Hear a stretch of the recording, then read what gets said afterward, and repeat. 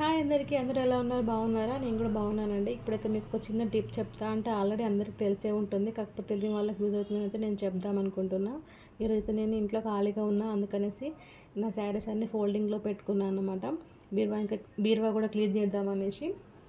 అయితే ఇక్కడ ఒక నాకు టిప్ గుర్తొచ్చిందని చెప్పినా కదా, ఇది అందరికీ తెలిసే ఉంటుంది. ఒకసారి అయితే నేను కూడా చెప్దామనేసి అయితే చెప్తున్నాను అనమాట. ఇట్లా శారీ ఫోల్డ్ చేసుకుంటే కింద నుంచి బ్లౌజ్ అయితే పెట్టేసుకొని ఇట్లా బ్లౌజ్ని హ్యాండ్స్ అయితే ఫోల్డ్ చేసుకోవాలి.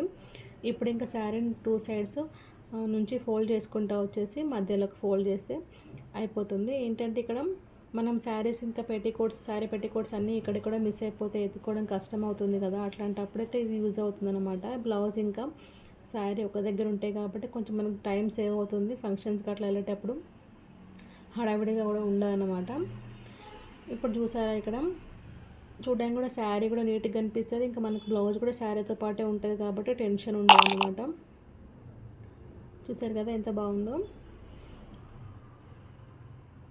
అట్లాగే నాకు ఇంకొక టిప్ కూడా తెలుసు కదా, అది అంటే అందరికీ తెలిసే ఉంటుంది, చూపిస్తున్నా. ఇక్కడ ఏంటంటే ఇది ఒక టైప్ ఆఫ్ శారీ ఫోల్డింగ్ అనమాట. ఇంకొక శారీ ఫోల్డింగ్ ఏంటంటే ఈ శారీని ఇట్లా ఫోల్డ్ చేసుకున్న తర్వాత నార్మల్గా మనం శారీ ఎట్లా ఫోల్డ్ చేసుకుంటామో అట్లానే ఒక వైపు నుంచి ఫోల్డ్ చేయాలి. ఇప్పుడు శారీ ఫోల్డింగ్స్ ఉంటాయి కదా, అందులో అయితే మనం ఫోల్డ్ చేసుకున్న బ్లౌజ్ కూడా పెట్టుకోవాలన్నమాట. ఇక్కడ నేను శారీస్ ఫోల్డ్ చేస్తున్నా కాబట్టి నాకు చేతికి ఏం దొరికితే అదైతే పెట్టేస్తున్నా. మళ్ళీ మ్యాచింగ్ లేదో అనుకోండు. ఇది బ్లౌజ్ అయితే దీనిపైంది, కాకపోతే నేను పెట్టే శారీ పెట్టికోట్ వచ్చేసి వేరేదన్నమాట. ఇంకా నా పక్కన అదే ఉంది కాబట్టి అందుబాటులో అదే పెట్టేస్తున్నా. కాకపోతే మనం మ్యాచింగ్ పెట్టికోట్ ఇంకా బ్లౌజ్ అయితే పెట్టేసుకోవాలి. అప్పుడు మనకు శారీ ఇంకా బ్లౌజ్ ఇంకా శారీ పెట్టుకోవడం మూడు ఒక దగ్గర ఉంటాయి కాబట్టి మనం ఎత్తుక్కోవడం కూడా ఈజీ అయిపోతుంది. అలాగే టైం కూడా సేవ్ అవుతుంది కదా.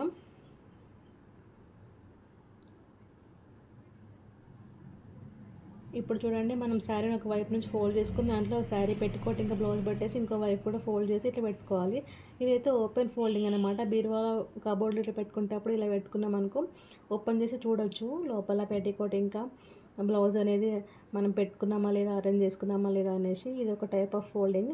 ఇంకొకటి అంటే మనము ఫంక్షన్స్కి వెళ్ళేటప్పుడు మనం ఏం క్యారీ చేస్తున్నాము వేరే వాళ్ళకి తెలియకుండా ఉండాలంటే కూడా ఇంకా వేరే విధంగా కూడా ఫోల్డ్ చేసుకోవచ్చు. నేను అది కూడా చూపిస్తాను.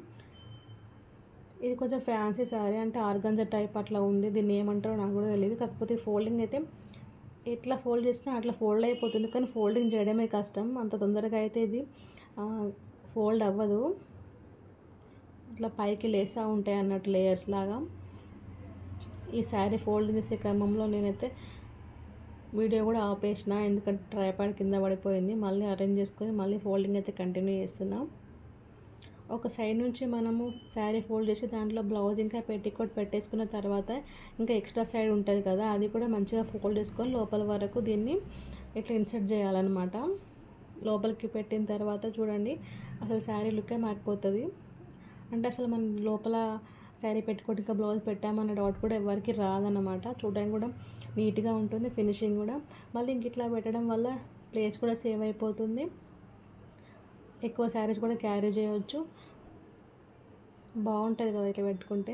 మనం ఎంత బాగా అరేంజ్ చేసి కబోర్డ్లో పెట్టేసుకున్నా కూడా మనం ఒక శారీ వేసేటప్పుడు అన్ని శారీస్ పడిపోతాయి కదా, కానీ తప్పదు, ఇంకా ఫోల్డ్ చేసి పెట్టేసుకోవాల్సిందే. వీడియోలో ఉంది, కామెంట్ చేయండి ప్లీజ్.